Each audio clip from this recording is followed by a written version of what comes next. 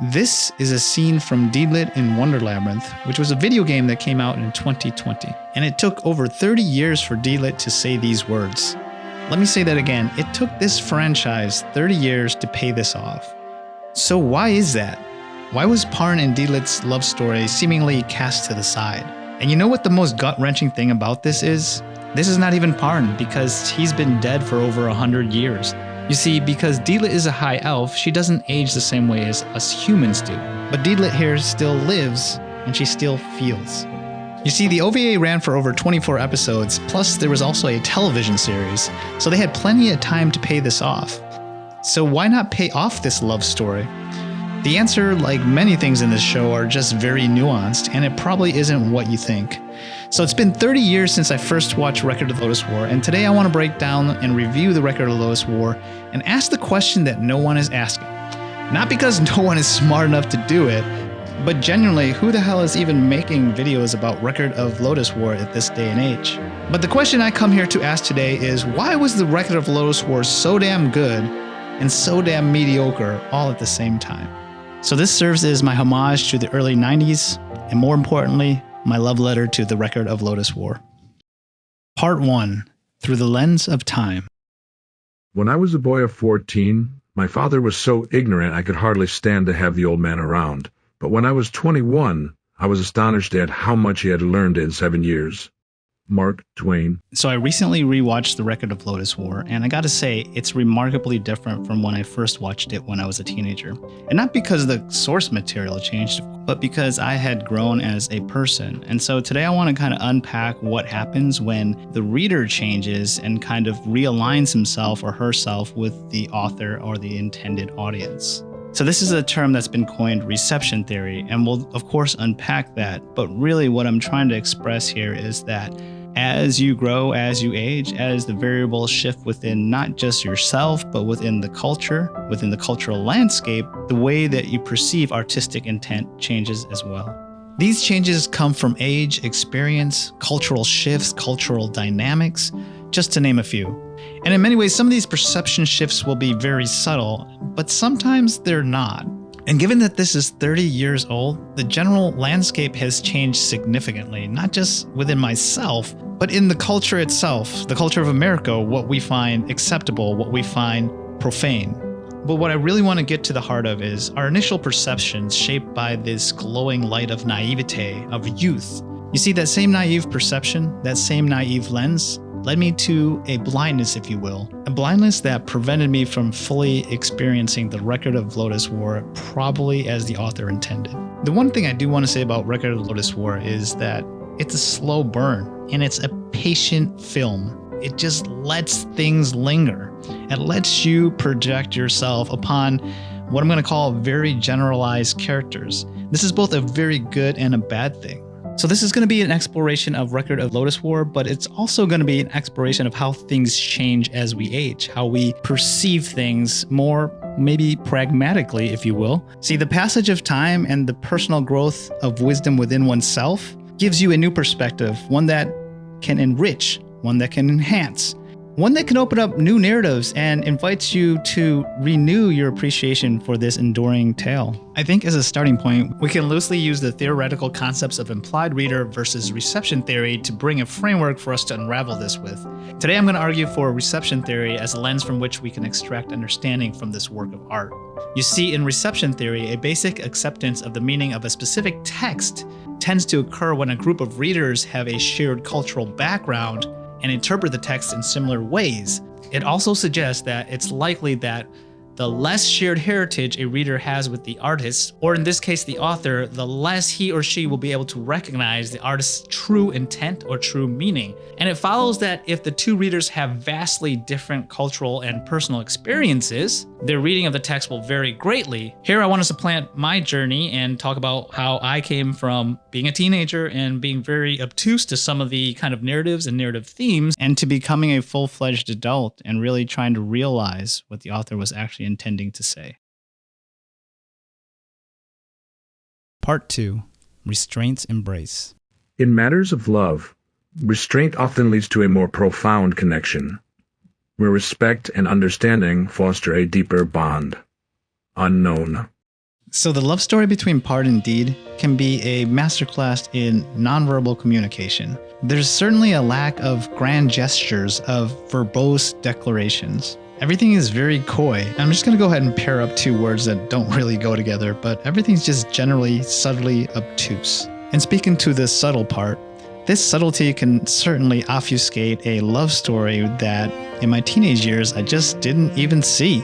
In fact, I didn't even realize that Parn and Deed were really together, and I kind of found myself asking, how did they even end up together? You see, as a teenager, this left me, much like Parn himself, oblivious to the depth of Deedlit's actual feelings. And this is where I think I get the obtuse part, the remarkable obtuseness of Parn and his inability to see what was in front of him. That said, these silent subtleties, especially in Record of Lodoss War and in real life, sometimes this unrequited love is the love. In fact, it manifests through her actions rather than words. And so I would suggest that this scene right here is love at first sight. And that Deedlit's love for Parn is in fact just that. I want to kind of take a second to recognize that Ryu Mizuna probably had an experience with this kind of... I say that because in my life, several decades later, talking to some kind of old flames, I guess the ones that got away, speaking to them, and they had moved to other countries and done other things. And it's really weird because now that we both have our own lives and it's so much more honest of a discussion, I did find out that there were a lot of feelings there for myself that I had no idea existed. So I'm going to assume that the author had these types of relationships before, where as a young child, through these naive glasses, you're basically Parn. And I guess the good thing here is Deedlit never gives up on him and forces her way into his heart. Hey, come on! Huh? Oh. Dance! Yeah, so bottom line is I don't think this is actually that unusual of a tale, and I think it kind of checks the boxes here. Well, that's just one take. And now we're going to go into the other take, which is a much more pragmatic way of looking at it. Part 3, Small Beginnings. The journey of 1,000 miles begins with one step. Lao Tzu. Record of the Lodoss War was born out of a tabletop role-playing game, much like Dungeons & Dragons. If you're familiar with Vox Machina, then you know that it has similar roots. However, this happened over 30 years ago. You see, Record of the Lodoss War took role-playing game replays and serialized them in a Japanese magazine called Competic. It was then later adapted into various forms, including novels, manga, anime, and computer games. See, the RPG replays were essentially transcripts of the sessions, taking the structure and the conventions of the RPG tabletop game and the systems, like Dungeons & Dragons, and telling a unique original story. This is obviously a precedent that very few series can claim. We find some striking similarities both from Record of the Lodoss War and Vox Machina, which both started as live tabletop RPG sessions. They were then transformed into different media formats, including on-screen animations, and that's kind of what we're talking about today. See, the characters from the Record of the Lodoss War RPG sessions, like the elf Deedlit, became an iconic character in the anime world. She set the standard for what elves should look like. Similarly, the Legend of Vox Machina went a step further and retained the voice acting from the original Critical Role cast, preserving the unique characterizations and dynamics from the live RPG sessions. However, there are key differences too. While Record of the Lodoss War made a significant impact on the fantasy genre in Japan, it had to evolve its rules, moving away from the D&D structure of the game and created its own game, the Record of the Lodoss War Companion. You see, the Legend of Vox Machina, on the other hand, remained closely tied to its D&D origins. So here I want to briefly circle back to the Parn and Deed love story. You see, the other theory I have is, well, this was a tabletop role-playing game, and maybe the characters didn't interact in that kind of way. And so as an afterthought, and maybe because he's trying to weave this thread into the narrative so gently, he doesn't want to force it. Essentially balancing the line between sensationalizing a story and going with what felt really good at the time when they played the game. Part 4, An Otherwise Simple Puzzle. Storytelling reveals meaning without committing the error of defining it. Hannah Arendt. While Record of the Lodoss War shines in many ways, its narrative also harbors areas of stark criticism. The animation budget definitely fell short, and thus it's inconsistent at times. It reminds me of Record of Ragnarok or PowerPoint slides, which scars the overall aesthetic for the series. But that said, when it's good, it's really good, and it looks like this. But when it's bad, forget about it. Now let's talk about the narrative landscape. which was designed to be a sprawling fantasy world. But ironically, it feels kind of claustrophobic. I kind of give this a pass because it may have been done intentionally. You see, this could have just been aggressive color grading ahead of its time. So if you don't know what color grading is, essentially it's taking a movie like this and making it look like this. Because cinematic. So it's hard to describe any Japanese anime without talking about cultural references or cultural pieces. And as I quickly think through the cultural archetypes of the series, whose narrative is definitely brimming with characters that champion the code of honor, you see, in my youth, I found this formative, find it optimistic. But looking back now as somebody who has consumed a ton of media, it seems kind of off. You see, the absence of characters who are willing to challenge or step outside of the established societal frameworks is notably glaring. So let me explain. You see, this is likely a nod to the Japanese premium placed upon honorifics and a honor-bound, rigid society writ large. You see, that singularity of perspective, while potentially for sure a nod of the societal structures of yesteryears, e.g. the Edo period, may have also inadvertently created a one-dimensional cultural narrative within the anime. Basically, everybody acts the same. But the biggest takeaway from that is that no one is there to challenge the status quo. And as such, if everybody behaves honorably, it somewhat diminishes the choice to be honorable. You heard me. Now go. Captain! Parn, become a worthy knight. Part 5. Unhallowed Ground. Society exists only as a mental concept. In the real world, there are only individuals. Oscar Wilde. Now I want to briefly talk about party archetypes.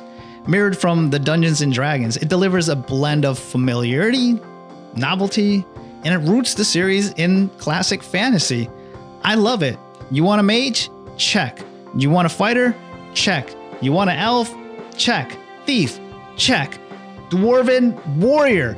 Check. What am I missing? You get my point. It's obviously born out of min-maxing the entire party for a table game, but it works, and there's no reason to be contrarian here. It's one of those situations where I tell you, hey, I like chocolate, and my friend here likes vanilla, and my other friend likes strawberry, and we talk to the vendor, and he's like, I got this thing, guys. Hear me out. Hear me out. Napolitan. Or Neapolitan. Neapolitan? Is it Neapolitan or Napoleon? I never know. It's Neapolitan, isn't it? I can never get that one right. In fact, here I'm actually going to suggest that that's one of the strengths of the show. You see, Parn and most of the characters are pretty flat. That's not a terrible thing for this show, though.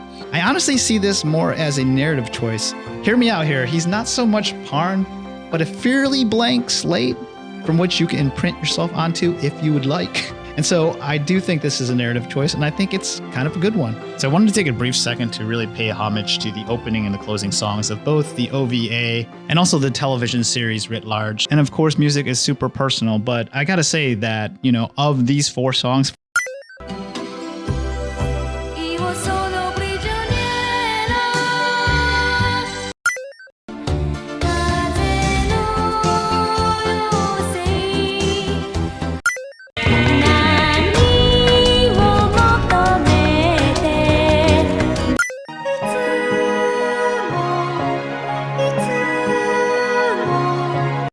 four out of 4 actually really resonate with me. And of course, mileage may vary, but judging from the internet and how many covers there are from these songs alone and how magical they were, I think that it's fair enough to say that these songs made a lasting imprint on a lot of people, especially for whatever reason, and I'm not sure about this, South America decided that this is going to be our thing. So, Part 6, Echoes of an Error. Art is the lie that enables us to realize the truth. Pablo Picasso. Okay, at first glance, it might seem that Record of Lodoss War didn't take any significant chances and adhered to a lot of tried and true formulas. But the reality tells probably a different story because it was a trailblazer in so many ways. It was the first high fantasy of its kind in Japan to find any kind of popularity, and it was the first tabletop RPG conversion of its kind in Japan as well. The chances they took was in existence itself. Let me say that again. The chances it took was existing for being bold enough to be a legendary, high fantasy role-playing game at a time when it was not being consumed.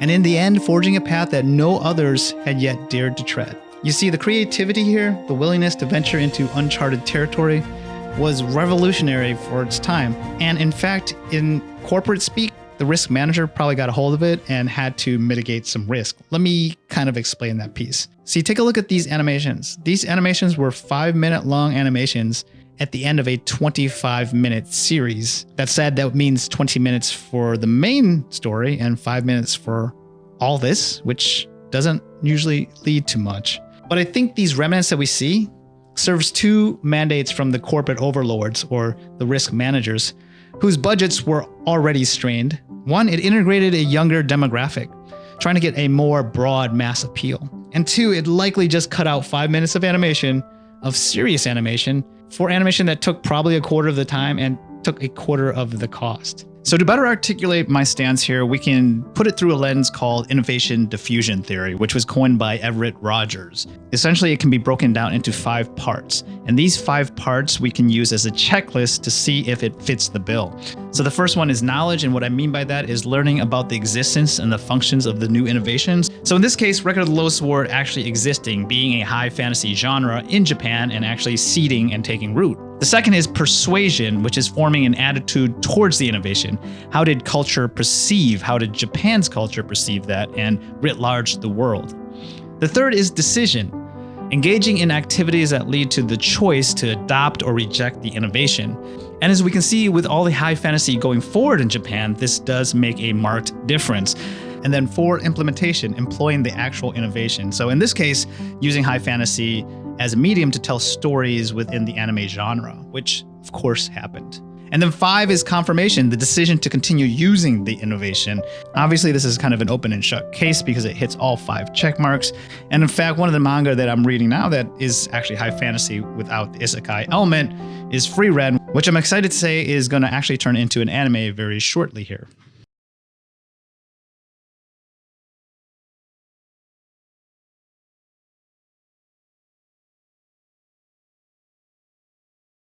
The fact of the matter is, the Record of Lodoss War exists as a product of its time. It was groundbreaking, a seminal work for sure, and it molded an entire anime genre. It's a series that I'm glad I revisited, not just for nostalgia's sake, but more so for the opportunity to really see this anime for what it was meant to be. You see, so very few stories are bold enough to be able to capture the minds and hearts of a young teenage boy, myself, and now a middle-aged man. At the end of the day, Record of the Lodoss War wasn't trying to say much, but that's the true beauty of it. If embraced with the right patience, it does unfold as a subtle exploration of honor, love, and societal structures, weaving Lodoss's complexities into a grand tale that resonates on a profound human level. Yet, in fairness, it's also a series that, when viewed with a critical modern eye, exposes its own limitations and antiquated perspectives. In its own paradoxical way, Record of the Lodoss War remains a significant waypoint on a sprawling map of anime history, reminding us both how far we've come and the inherent imperfections of our artistic evolution, both in the anime itself and both as us as the viewer.